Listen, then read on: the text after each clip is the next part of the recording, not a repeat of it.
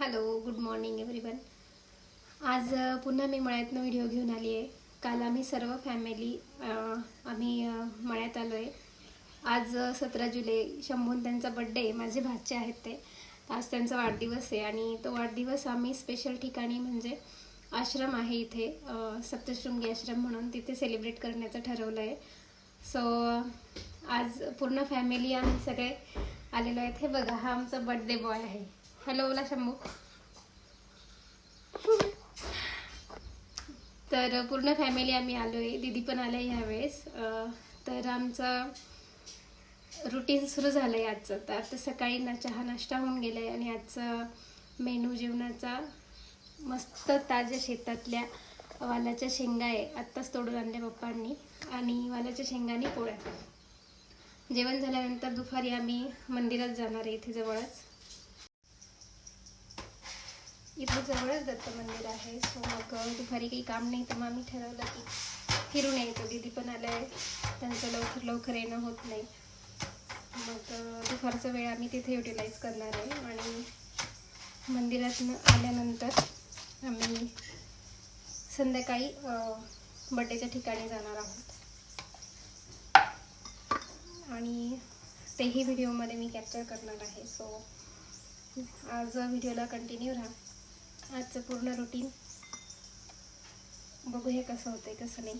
आणि ॲक्च्युली इथे खूप रेंज प्रॉब्लेम आहे. मी 16-17 तारखेचे व्हिडिओ जरी करत असली आज तरी ते मला नाशिकला आल्यानंतरच माझे ते अपलोड होणार आहेत. सो ते लेट व्हिडिओ एक्सेप्ट करून घ्या. इथे बिलकुल जिओला रेंज नाही आहे, फक्त एअरटेलला रेंज आहे इथे. हाय, सकाळनंतर आता आम्ही 4 वाजता शंभून त्यांच्या बड्डेला अनाथ आश्रमाच्या ठिकाणी आलेलो आहे. तर सगळे आमच्या स्वागतासाठी जमलेले होते आणि आहेत म्हणजे आम्ही आता आश्रमातच आहे. तर थोडासा मी तुम्हाला व्ह्यू दाखवते आश्रम कसं आहे काय. चला तर बघूया आश्रम कसं आहे. ॲक्च्युली हा एंट्रन्स आहे आश्रमाचा आणि इकडे नवीन रूम्स बांधायचं काम चालू आहे. इकडे काही आजी काम करताय. हे देवालय पण आहे समोर. हे बघा इथे बसलेले आहे.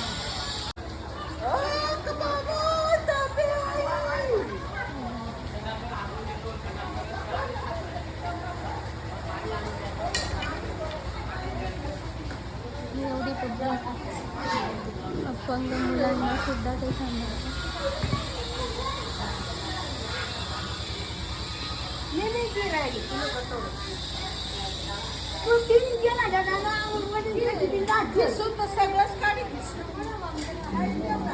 इकडे आई पप्पांचे त्यांनी तयारी केलेली आहे.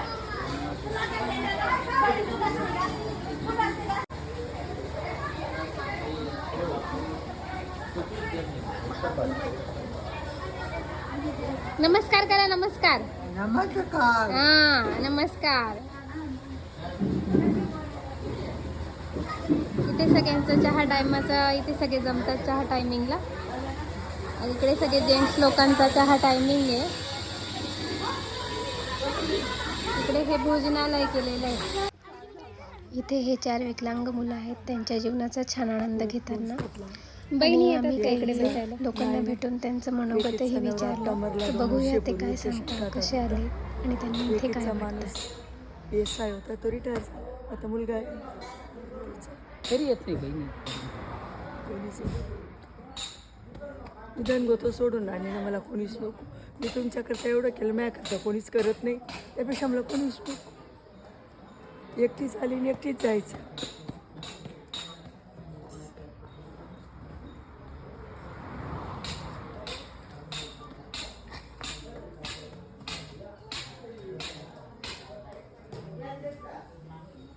तुम्ही देवीकडून आल्या का?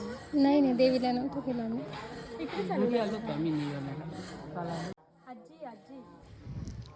इथे ह्या काकू हिंदी भाषिक आहेत आणि हिंदी भाषिक असूनही त्या इथे आहेत आपल्या इथे. आणि खरं त्यांच्याकडे बघून माणसाचे डोळे बोलतात हे समजतं. त्यांना बोलता जरी येत नसलं, ऐकायला जरी येत नसलं व्यवस्थित, तरी त्यांचे डोळे खूप काही सांगून गेले. वाडी किधर आता है? आगे जो पढ़ता है धनबाद वाला हाँ वहाँ से आए हो, अच्छा। सीमा ओम प्रकाश दाई माँ जानती है नहीं? नहीं नहीं, वहीं से आए अच्छा। ओम प्रकाश दाई माँ। इधर ठीक है, इधर ठीक है, ठीक है, ठीक हो क्या इधर? तुम्ही कुठून आले? नाशिक। नाशिक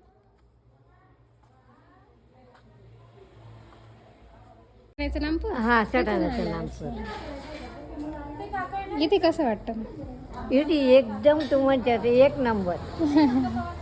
आम्हाला कोणत्याच गोष्टी कमी नाही. डोक्याला तेल मिळतं, तोंडाला पावडर मिळतं, सुनो पावडर मिळते, मेहंदी मिळते, डोक्याला लावायला, हाताला लावायला मिळतं. अच्छा, सगळे कपडे लते सगळे इथूनच राहता का? भाऊ येत आहे हा, भाऊ आणि येणार. साबू विवू पायाला चप्पल बिप्पल सगळं मिळतं. तुम्हाला मुलं बाळ होते? मला काही नाही सांगते. संतती नव्हते का? मावशी तुमचं नाशिक. तुम्ही पण ते केव्हा आले इथं? मग कसं काय? मला 5 वर्ष होती. 5 वर्ष? मला 3 वर्ष झाली. त्या अगोदर आले, मी मागवून आले. तुम्हाला पण मुलं बाळ नव्हतं का? 2 मुली. 2 मुलं आहे. नाशिक मुली, अच्छा. मुलगा नाही राहते, एक मालपूर कसं राहते. अच्छा. आमचं तुमच्या चिंता करायची जागा काही हे कुटुंबासारखंच होऊन जातं शेवटी. एकदम एकमेकाला फ्री वातावरण आहे आम्हाला. हम्म. कोणतंच आम्हाला कमी नाही. जे आले ना बाबा ते घेऊन तुम्ही आता घेऊन आले ना, त्या सगळ्या गोष्टी ताई सगळ्यांना वाटते. हा एवढं सुद्धा शिल्लक मागितले होते ताई हा हा आजी बाबांना सगळ्यांना. अरे वा, छान. जी वस्तू आली ती देतात ताई आम्हाला. साड्या बिड्या सगळं पाहिलं, चप्पल सुद्धा ताई देतात. अरे वा, काळजी घेतात, मुलांसारखीच काळजी घेतात ना. हे आपले जे आजी बाबा आपलेच आहे. घेऊन जातात, त्यांच्या गाडीवरच घेऊन जातात. हा का? दवाखाना कोणी म्हणतं माझं डोकं ताई, माझं डोकं दुखतं पोळी ताई, ताबडतोब गोळी, ह्या गोळी घे. हा हा. ताई इथेच राहता का? ताई मला अरे बापरे, आमच्या रूम मध्ये आमच्या या room. कोणता? हा का? ह्या रूम मध्ये राहता ताई? हा, या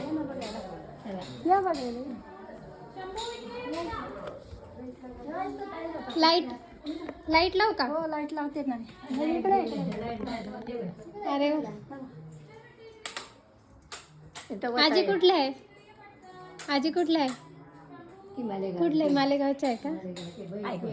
हा, अच्छा. ऐकायला नाही जात. अच्छा. इथं वतायचा का? अरे बापरे, इकडे राहतात का ताई? इकडे राहतात. ताईची मुलगी राधा अरे बापरे, राधा पण इथे असते? पण इथंच राहते. ह्या आजी कुठल्या?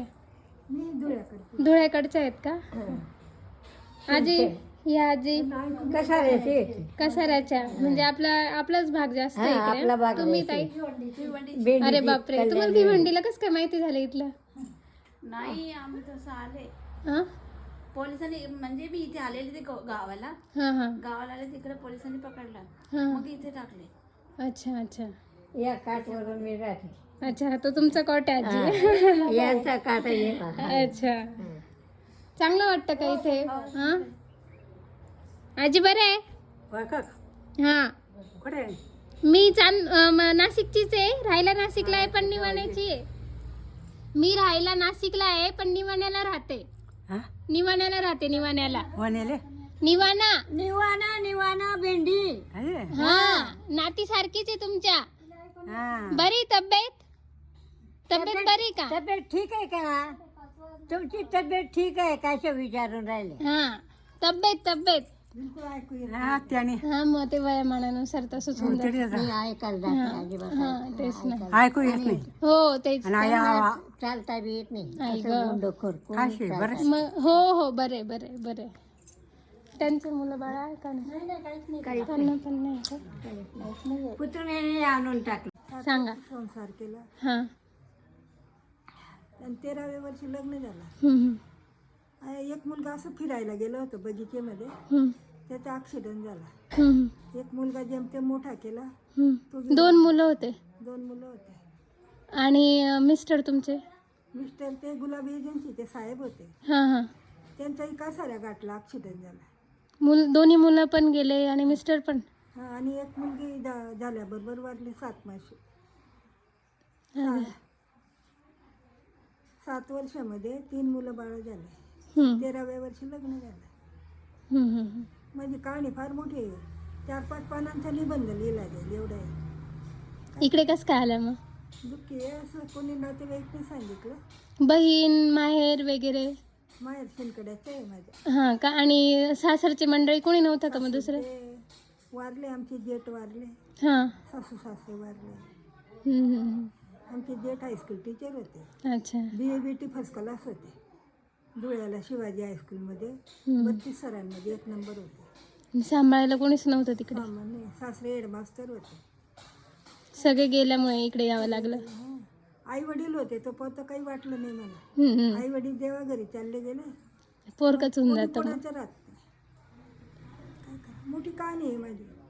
काय करा, दुःखामध्ये कष्टामध्ये जीवन गेलं माझं.